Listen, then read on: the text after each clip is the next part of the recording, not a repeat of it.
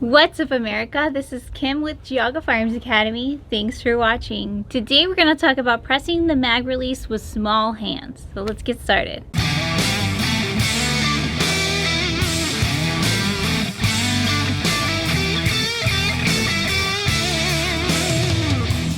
Just for frame of reference here, I'm going to use my old hands here. My baby hands. All right, so if we look at the camera, there's a significant difference there. We can still use the same gun, but we may have to do things a little differently to achieve the same goal. So ideally, you want to be able to press at any position you are in, but if you have small hands like me, sometimes with the larger guns, when you're extended or different positions, you can't reach it. So no matter what angle on this gun, I can, without breaking my grip, press it with just one thumb.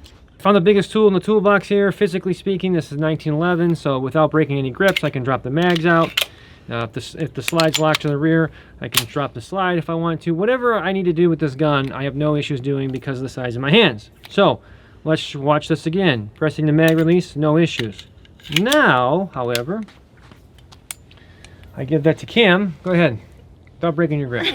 Go ahead, drop that baby out. I can't Drop do it out. it. Go ahead. I can't do it as much as All right. I want to. So she can't. So hang on, I'm gonna bring the camera over here and you're gonna see what I'm talking about. Now you can see without breaking my grip, I cannot for the life of me press that button. There's no way. Does that mean that we can't use this gun? No, not at all. We just have to make some slight changes. Let's look at the process here of what I'd have to do. So if I'm shooting the gun and I run out of ammo, how do we fix that problem? So hang on to that for a second. I got a spare mag. I'll just stick this here. So here I am out here. Gun goes to slide lock, right? I drop this mag out, I get my new mag, insert it, and then you run your slide however you're gonna do it, okay? And I'm back in business. Well, let's look at what took place there. I had two hands on the gun. This hand left to go get new magazine while this one was dropping out the old one, and then we insert and so forth, right? So I'm gonna go from here, bring it into my workspace, field of view, whatever, insert the new one, run the gun, and go.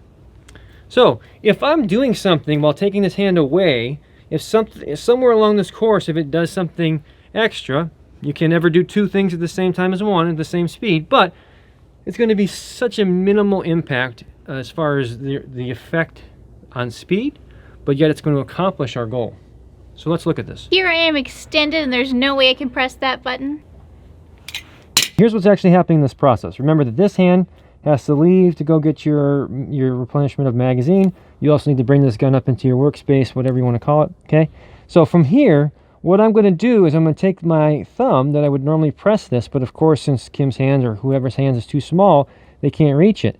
So all I'm going to do is put it in alignment where that button would be, okay, where that magazine release would be, and then as this hand comes off, so it's a two-part process here, see how my hand right here, while I'm kind of turning the gun, I'm just going to show you just so you can see what's happening here. I'm bringing the gun like this, okay?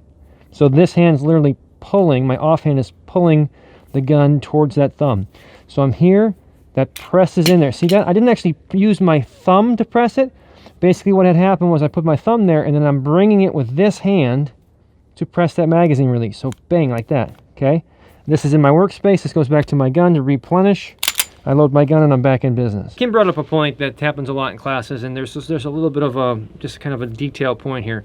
Just the fact that you were extended and you bring it into your workspace is typically enough a lot of times if I rotate it around for you to be able to reach this, okay? The issue that you come into place, and again, I'm not banging on Glock because of the polymer magazine. I know there's steel inside, I don't care. The outside is polymer. In the polymer mag weld, they stick. So if you're up here on a Glock a lot of times, you'll see people in class shaking it like the shake weight, right? Because they're trying to get it out. Okay, so a lot of times with those guns or any other type of, I can't think of another polymer to polymer gun, but it may stick in there, all right? So you could do that, but if you run a lot of Glocks, you're going to find that just by bringing it in your workspace, even though that may fix your connection problem, the magazine doesn't want to come out. Okay, these steel mags, they're going to roll out all day long. And again, I'm not just trying to bang on Glock. Now, one of mine, and I think Kim likes it quite a bit too, one of my new favorite pistols is the CZ P10C, or the new, I haven't shot the bigger one, but if the trigger's the same, amazing. Now, what's not amazing, you remember? Oh yeah, the mag release when we first got it, because it was so hard. I had the hardest time doing it, and we had someone here doing a private lesson and we let them try it, and they had a hard time too, so I'm not alone. I got some pretty damn good script, but there was no way in life I was getting it out. If you loaded that magazine and then had one in the chamber, it was not coming out. It was not. So sometimes, and I'm not a big fan of doing widgets and gadgets on guns, but sometimes we got to modify it just a little bit to make it work. So on this particular setup, you might be able to show the camera there on that. There you go. We have an extended. This is from Apex. There's no codes. I don't make commissions, none of that stuff. But they have two. They have a competition model, which I'm always against unless you're in competition. And then they have this, what's called the tactical. It's slightly bigger. But what it does,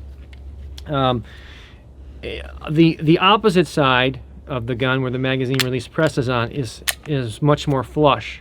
Okay, so it's not like the ambidextrous setup, if you will.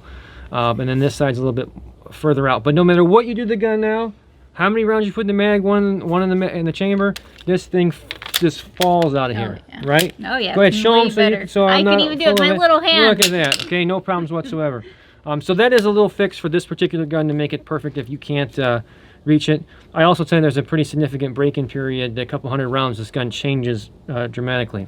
One other thing, the gun also has to fit you. So we're talking about guns that we can make work, but there are going to be some just exceptions to the rule, and I'll give you a perfect one. I wanted to really love the FN 509. FN, great manufacturer of firearms, and I was like, man, this is going to be a cool gun. It's impossible for me to work because of the size of my hands and the positioning, and this is something to take note of, the positioning of where that mag release is. It literally sits where my natural grip would be. So when I go to press the magazine release, the other side, the release, as that pushes in, because it's ambidextrous, pushes against my own hand. So I'm fighting with myself and I can't get the damn magazines out. Some people could pick that gun up and it runs like a dream, cool, wonderful. But that's just it's a no-go. I cannot use that gun for that reason. So there's some things out there that just, it's going to be the way it's going to be. And not just the magazine release. I know it's the name of the video here, but there's also the other issue, which is reaching the trigger. We had this really cool Beretta we tried out. It was our friends, and we did a whole review. The Brigadier. It was great and wonderful, but my hands were so small I couldn't even reach the trigger. It was pretty ridiculous. So yeah, I mean, and she could, but there's weird, like, I had a weird grip, and it was not very proficient when I used it. But finding a gun that fits your hand size. So for example, there was a great joke in that, but I'm gonna let that go.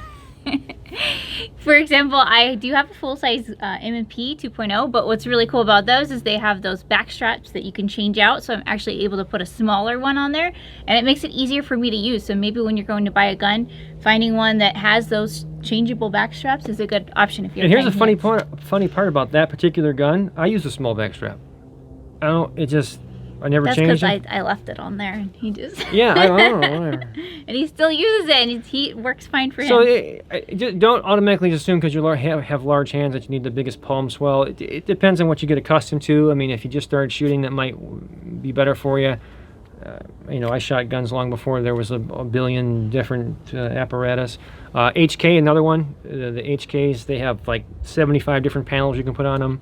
So you can customize a grip to make it work. But these are for down and dirty. How do you get to the mag release if you got small hands?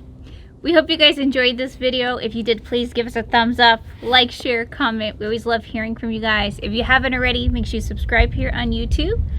Follow us on Facebook, on Instagram, and we put all of our premium content on Patreon. Until next time, remember, it's always better to be judged by 12 than carried by 6.